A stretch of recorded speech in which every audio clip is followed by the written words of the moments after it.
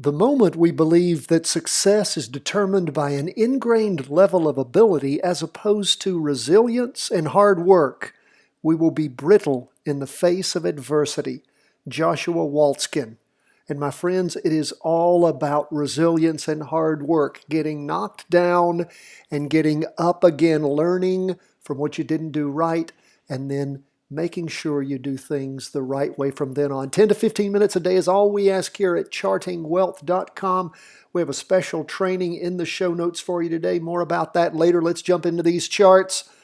We see the S&P 500 and the NASDAQ 100 up for the day. Getting closer to a weekly vertical crossover on the S&P 500 has not happened yet. We do see for the week a solid red spinning top seems to be forming. Well, it's an open box as we get closer. But again, almost a doji means indecision at this point. Up 0.28% for the day, just barely, not getting anywhere near the highs of the prior week. We do see that the derivative oscillators flipped over to positive, not telling us a whole lot. This is just the first day of a 5-day candle. Now, we see that the first day of the latest 2-day candle is pushing through the prior 2-day trend line. Derivative oscillator losing momentum. Price percent oscillator still heading up, still positive, but again, barely going up. And we go to the 4-hour chart. What do we see there? Of course, down in the morning, a little bit of a recovery in the afternoon, pushing through the 2-day trend line. Waiting to see how this week is going to sort out is the way I would judge what we see on the S&P, getting closer to a crossing over going up or a bounce off. We'll see what we see. That's where we are on the S&P now. The NASDAQ 100 different. Up 1.17% for the day. We have a red open box candle with a wick on top. Again, not reaching a higher high than it did last week. But remember, we had that weekly vertical crossover. And look at the weekend effect. Again, if you would have watched the news and heard all the bad things, surprising the market was up today, wasn't it? Well, it was for the Qs after that weekly vertical crossover.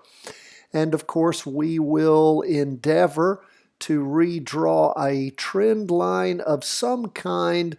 Don't really like to mess around and rely too much on trend lines until we get a good one going after the crossover. But the one that we've drawn, we do see price movement above that. Price percent oscillator heading up. Derivative oscillator green and going up. This is just the first day of this weekly candle. We go to the 2-day chart. What do we see there? It tells a little bit of a different tale, pushing through the 2-day trend line.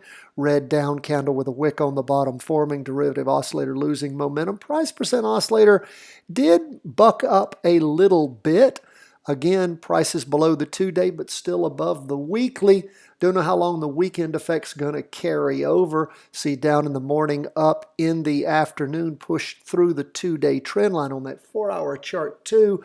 And that 4-hour chart still headed down. So again, if you captured that weekend effect, be careful, be thankful. We'll see just where these charts continue to go throughout the course of the week. Now we leave stocks, we go to bonds, down for the day, 0.47%, starting the week off with a red down candle. Price percent oscillator heading down. Derivative oscillator already trying to go negative. Remember, we don't call the weekly candle on the first day. You call it on the last day at the close of the market on Friday. But looks like it is heading down right now after a prior week. We go to the 2-day chart, and again, we see a series of red down candles forming. First day of the latest 2-day candle, but we saw in the prior 2-day candle representing Thursday and Friday of last week where it pushed through the weekly trend line, still above the 2-day. So again, we'll continue to watch, and I say it's above the 2-day. It's about time to try redrawing. God, it just really is almost impossible to do. Almost impossible to redraw this thing because there's just so little movement. It's almost worthless. But again, we'll continue to watch, see what there is to see. Price pushing through that weekly trend line over the last 3 days. And we go from the 2-day to the 4-hour. And of course, that 4-hour down in the morning, further down in the afternoon. Still hadn't hit the lows it did back on last Friday. Down to a low of 166.44, 166.48, close. Okay, so we'll continue to watch, see what there is to see, own bonds, and if we're going to have a weekly vertical crossover going down by the end of this week. We'll continue to watch, see what there is to see, let these charts lead us. Gold up for the day, 0.35%. Starting the week off with a bit of a green up candle. Had a red open box. That means a slowdown in the up movement, wick on top and bottom. This week, starting out with a small green candle with a wick on top. Price percent oscillator heading up. Derivative oscillators finally switched over to positive. We go to the 2-day chart. What do we see there? Well, we see that we have a green doji forming so far. Lots of indecision, tending up. Look like it's getting closer and closer to crossing over, going down. Just barely hanging on to positive. The derivative oscillator, as well as the price percent oscillator. We'll continue to watch, see what there is to see. Of course, what we keep hoping for is a crossover going up on the 4-hour chart to bring that 2-day around and maybe a bounce off. We'll wait and see how the week continues to develop. Again, folks, lots of sort of quirky things going on right now, waiting for the market to get its legs and let us know which way it's going to go. We saw gold and stocks up for the day, bonds down. That's where we are as we start the week. We appreciate everybody being with us. I'm about to cover 3 other charts, but that's for the folks that are interested in oil, Bitcoin, and real estate. If you're not, you may go now. God bless you. I hope you're doing well, getting the week off to a hopefully a fine start, waiting for these markets to sort themselves out. If you don't have our book, please buy a copy, Charting Your Way to Wealth. You'll see a link in the show notes.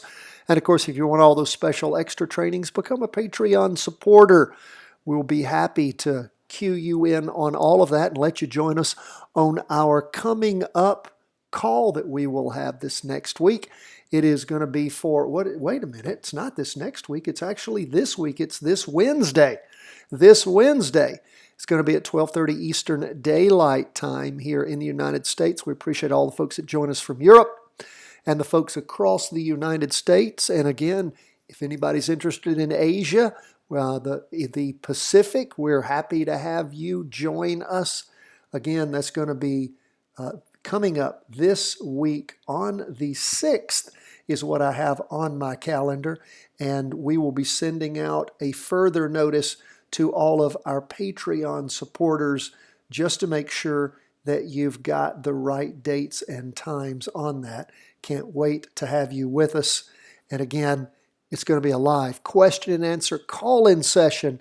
If you have stocks, ETFs you'd like us to review and help you practice trade, please send those on to us. We've been getting those in, and we'll have you join us on our special call-in number live question and answer special training session. Now, let's leave stocks and gold and bonds and go on to Bitcoin. What do we see happening with Bitcoin? Down for the day just a little bit, 0.07%. And of course, we will go ahead and look at what we see happening with Bitcoin as our weekly chart starts developing. We do see things crossing over, which is quite nice. And again, the derivative oscillator going to green, price percent oscillator moving over. See a green candle forming. Now again, we are just in our first day of this latest move. Bitcoin was technically down for the day, 0.07%. And again, we'll continue to watch and monitor Bitcoin as it moves along. Again, not reaching a higher high, but starting the week off with some good signs. 2-day chart, we see a red open box candle forming. That's just the first day of the latest 2-day candle. The derivative oscillator gaining upward momentum. Go to that 4-hour chart. And again, looks like Bitcoin is trying to top here with a series of red open box candles. It could just be digesting some gains, getting ready to pop up again. So we'll keep an eye on things as the week continues to develop, and we'll see how that weekly vertical crossover continues to develop throughout the course of this week. Now we're going to go to real estate, which was down a little bit for the day, 0.49%. And on that weekly chart, we're not crossing over yet. We continue to see real estate just sort of range bound going into the third week so far, actually the fourth week. And we'll just, well, actually the fifth week, if we look at the week ending the 9th of April, where we did hit our most recent high, we're really range bound within all of that. Derivative oscillator losing downward momentum, price percent oscillator about flat. We go to the 2-day chart. What do we see there? Price percent oscillator about flat, derivative oscillator losing momentum. We can see a down candle forming, like we said, down about 0.5% for the day. And we look at the 4-hour chart, down in the morning, a little bit of a recovery in the afternoon, price percent oscillator heading down, derivative oscillator heading down. So again, we can see this sideways slide going on for about 2 weeks now. So we'll continue to watch, see what happens with real estate and how it finally settles out in our Vanguard, which is the largest real estate investment trust exchange traded fund that tracks it. Now let's go to oil. Up for the day, 4.29%. Of course, we've switched from OIL to USO. This is the largest oil fund and limited partnership. And what do we see going on there? Well, we have a green, solid green candle. Now remember, that's not a green up candle, the open box, but that is a slowdown in the down movement. And again, see USO up 4.29% for the day. We see the derivative oscillator losing downward momentum, but that price percent oscillator still spiking down on the weekly chart. Not looking so great for gold there. 2-day chart slowing down some in the down movement.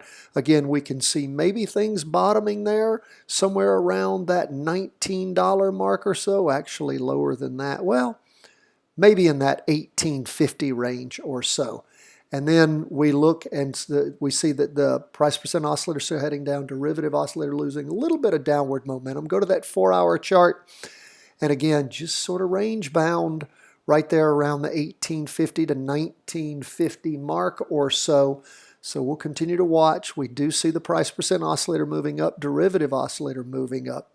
But that's where we are on the 4-hour chart. But again, that weekly is still quite weak in oil. That's where we are, folks, as we end the day on Monday, waiting to see how this week really gets a rocking and a rolling. Not a lot going on today as far as big swings in volatility goes. I mean, overall, the highest gainer we had was the NASDAQ 100 at 1.17%. And we'll continue to watch, see how things shake out, how this coronavirus and the impact on the world economy continues to reverberate through the markets. God bless, my friends. All the best from the whole team at Charting Wealth World Headquarters.